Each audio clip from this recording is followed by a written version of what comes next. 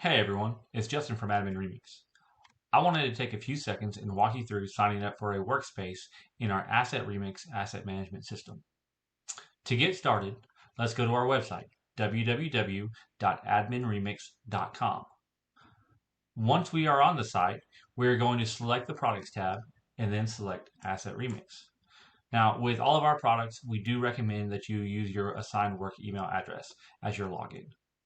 Now, on this screen, we will go ahead and select the Register Free Account button. On this following screen, you have two options for signing in. First, you can sign up with Google, or you can go ahead and enter your email address and create a password of your own. I'm going to go ahead and select sign up with Google.